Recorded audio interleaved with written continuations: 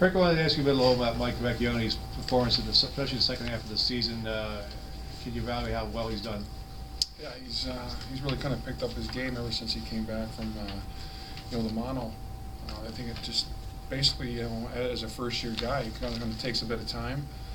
He's obviously playing with two very good players too as well, which I think helps the cause. But he's really provided a lot of speed for that line, and he can put the puck in the back of the net when he gets his chances. What about his face-off? I mean, he's a top guy for you guys. I mean, is that surprising for a freshman?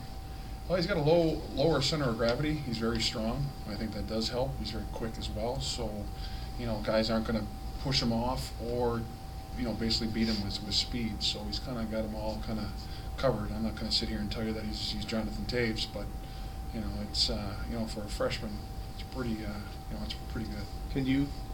Could you tell back in maybe December something maybe wasn't right with him?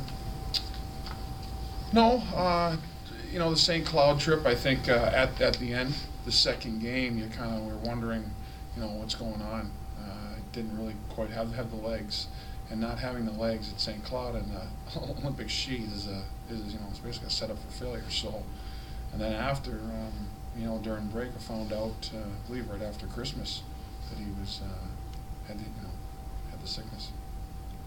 But you've talked a lot all year, but a lot recently about how important the leadership is in that team.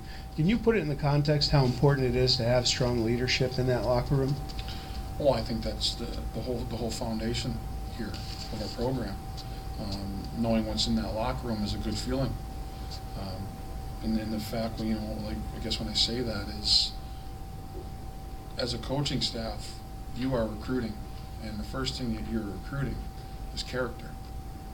You can have all the skill in the world, you can have all the talent you want, but if those guys aren't willing to work and aren't doing the right things, then again, it's not going to be a good combo. So we want to make sure that when we recruit, that they're high character guys that want to get better and are basically doing the right things on campus, off campus.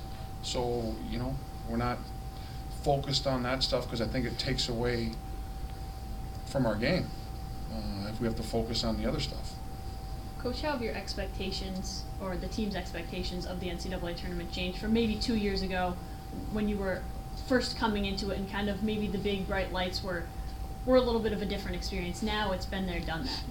Well, your light is pretty bright, so it hasn't changed. It's still very exciting. We haven't talked about it a ton as a team, but it's to make the NCAA tournament. There's only 16 teams, and we just happen to be one of them. We're very honored by it, but at the same token, let's hope we're ready to go on Friday night. Honored by the #1 rank in the nation too, but you've got to play the games, right?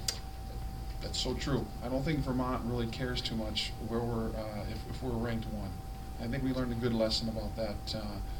I think Matt Bodie actually brought it up after a loss, and we were ranked, I think, 3 at the time. No one cares. Your opponents do not care. It actually puts more of a target on your back. What concerns you the most about Vermont? Just you just you're gonna have to work harder than you ever imagined, because you're gonna have to fight for every inch of ice. And I'm not saying that the teams that we played this weekend or this year, we didn't have to work hard, because we did. But these guys that's what they rally around.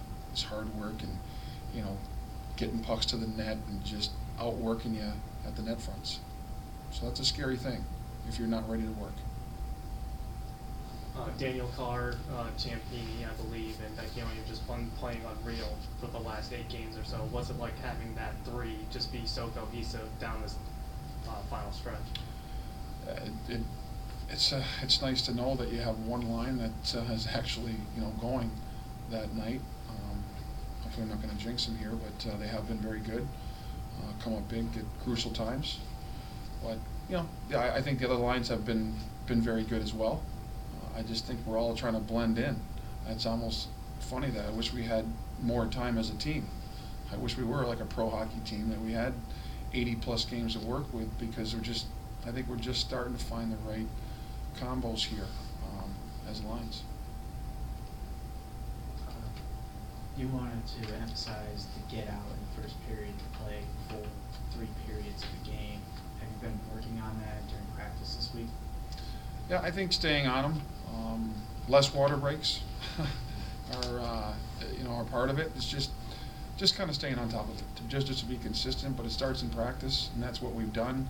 Actually started a little bit more today, so any penalties or guys not following through, we're doing push-ups or going back and forth and doing something they don't want to do. Great players want to be pushed, and if you want to be a great team, you're going to get pushed, and that's just our philosophy here.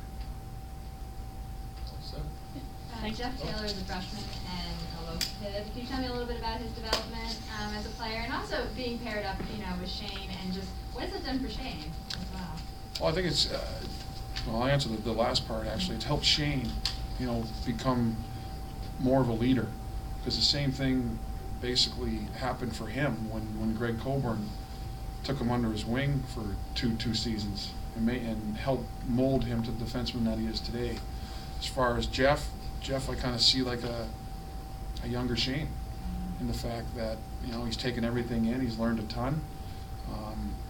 He came in a winner after winning in the USHL, which helps, and I think that's helped his development here too. He wasn't as intimidated, I don't think, as Shane was coming right from prep school, so that's kind of helped him too as well.